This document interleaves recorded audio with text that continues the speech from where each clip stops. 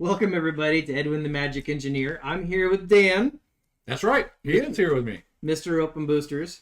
So, we're actually at his place now, but we're going to do an Edwin video. That's right. And we want to talk about, like, where we think the prices might go of, like, collectibles based on this current run-up of Bitcoin. Like, do we think it might have an impact on it? Because remember back in the day, when Bitcoin hit 60 grand before, collectibles were going gangbusters through the roof. And now we're back to the 60th level. Right? So I haven't really seen a huge spike or demand in collectibles yet.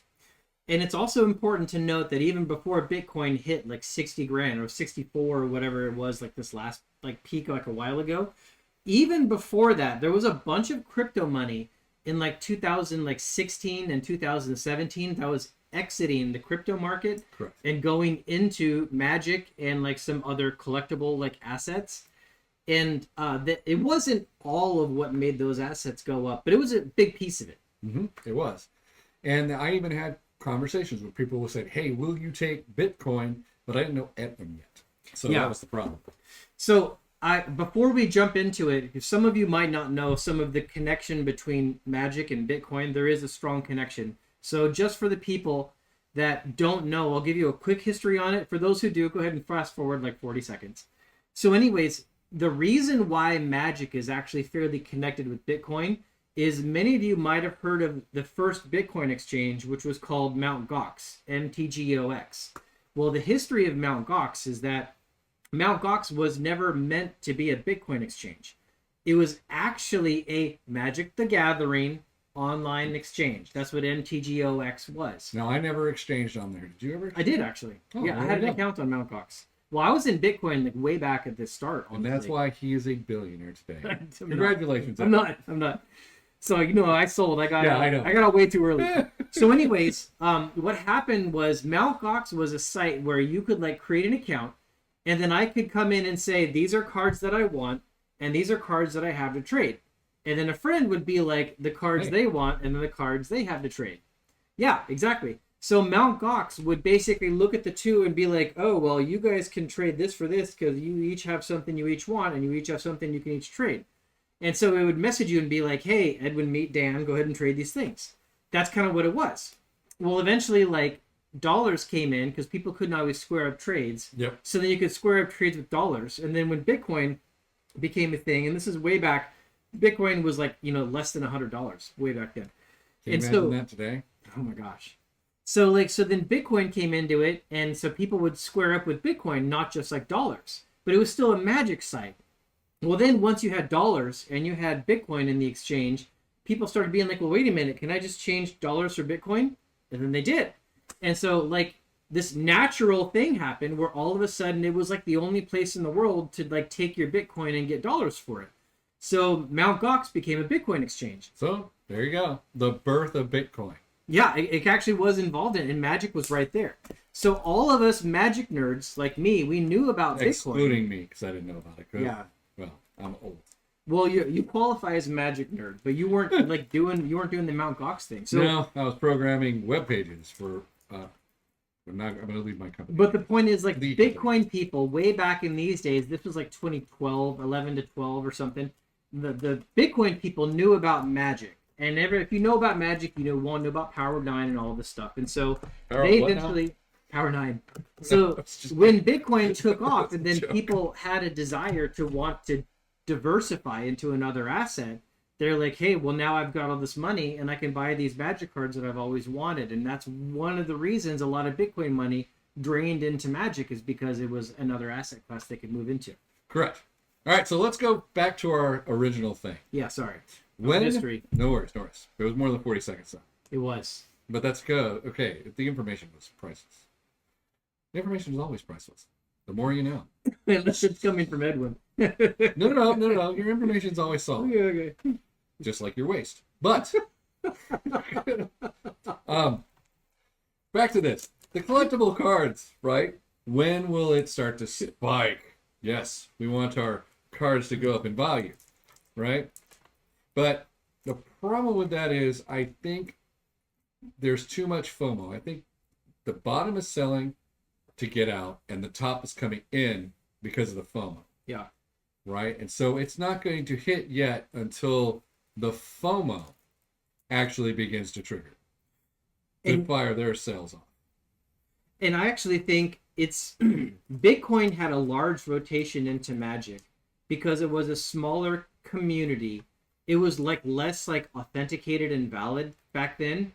And like now, a lot of people that are into like Bitcoin, they don't necessarily care about Magic. They're not doing anything with Magic. And many people are buying Bitcoin because this new BlackRock based Bitcoin ETF. That is actually correct. And also the halving. So they're going to have it because less Bitcoin is going to come into market. Yep. So that makes the value seem more precious. So I actually kind of think that unlike the previous massive run-up of Bitcoin that had a big side effect into Magic, I honestly don't personally think this one is going to. That there's going to be a lot of crypto money draining into Magic. I do think there will be people that are like selling to realize their gains in these recent gains. But I don't think they're necessarily going to go buy Magic because those aren't Magic people. No. Like necessarily. It's people that came out and bought a Bitcoin ETF. I have a feeling that the actual crypto money this time around will go into more of a real estate kind of asset class. Yeah. Or to something that they're more familiar with. Since not everybody now is a Magic buff nerd. Will it hit collectibles? It will eventually. But I think it's going to take the slow grind of people with FOMO coming in and going up into this 70 to /80s for it to actually start to spill into actual comics, to actual graded cards, to actual boxes and that kind of stuff. So what I actually think is going to cause the next big leg up on Magic eventually is I am a firm believer that we are not done with inflation. Inflation is going to start raging again. And right now, itchy. Yeah. Right now, everyone... Might get that ointment. Inflation ointment. When you look back in history at like what's happened in other societies with inflation, like if you look at Weimar Germany, they didn't just get hit with inflation once and then it was like done. It caused, the German Weimar to collapse. What happens is inflation sometimes rages and then it comes down for a while and then it rages again. And I don't know what I said there. So the thing is, like, since inflation kind of comes in waves like that, when it happens and then goes away for a bit and then comes back, again. Then what happens is the people who see it on the second or third wave just need about 30 minutes. It's different than the first wave because in the first wave nobody expects it, but in the second and third waves of inflation, the first wave, like the Spanish Inquisition, in the second and third wave, people are like, oh, I've seen this before, and more of the common public is aware of what inflation is and what it does. And there's like 8 years ago, nobody was other than me was like talking about the coming inflation. I was like one of the only weird ones. Now these days, like it's kind of on the tip of everyone's tongue. It's because everyone talks about it. Inflation, it's here now. I know because I bought bread. So if inflation started to rage and all of the rare assets that exist started just getting taken off the table, just scooped up, like all the artwork is gone, all the collectibles are gone, all the precious metals are gone, even the Bitcoin like price goes up. That's what I think will cause the next big Magic run up again. Is like when inflation starts to rage and all of the rare assets just go away. Yeah, that's pretty much how it will work. However, that will take time. That's not quick. It's not quick. That's the problem. So, and you'll have signals when it's coming too. Like you'll start to see rare assets disappearing off the market, and people will start talking about things they haven't spoken about before. Everybody will be like, "Oh yeah, remember that like Flesh and Blood card? Remember those Magic cards? Or what do you think about gold and silver? Or something like that." You'll hear all these side discussions about things that have been hated assets for a little while. And you'll also start seeing things not sell on eBay. They just kind of disappear. Right? That's the biggest sign that I see. You see these Power 10s out there for $8,000, suddenly they're gone. Yes. But there's no sale. Yeah, that's actually really important. I'm glad that you said that. Not everything is going to be obvious when it starts going away. Some very rare assets are just going to silently disappear from the market. And Correct. The thing is, once you figure it out, it's already too late. They're already gone. They're already gone. Right? That is a real thing.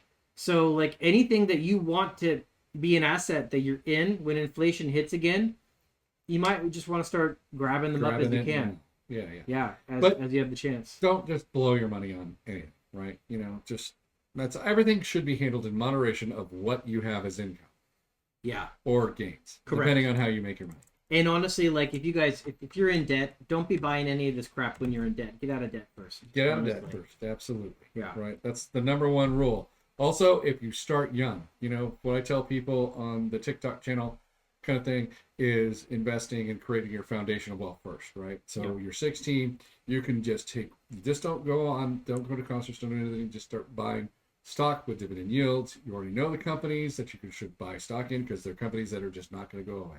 Yeah. Once you build that foundation of wealth, then you're good to proceed on other things. Yeah, I mean, that's almost like a whole separate subject we could have a whole video on. But generally speaking, anyone who's big into investment and has wealth to invest, they generally know, like, you don't want to do it on leverage. Because, like, if something happens and whatever it is you buy, it doesn't matter if it's real estate or, you know, artwork or precious metals or, like, Bitcoin. If you borrow money to buy the asset, then if the asset just goes sideways for 10 years, then all your profits get eaten up. Correct. You want to buy things that if the market goes down or holds like for a while, you're not going to get chewed up by interest rates. So you want to buy with cash you've actually got, right? Correct. On-hand cash. Yeah. Or just income that's coming in. So anyways, that's probably good enough for this video. All right, we need to make a cool thumbnail though. A cool thumbnail? Yep. Should we hold up like the famous like Alpha Lotus with the famous tropical island with the Open Boosters guy? Yeah. Okay, closer. Yeah. There we go. So anyways, yeah, that's probably enough for today. But I just wanted to get the thought out there that, like, I don't honestly think this next round of Bitcoin is going to translate into magic the way the last one did. Correct. I think he's correct on that aspect. Yep. All right, I think we covered that pretty well. Okay, thanks everybody. Thank you. Bye.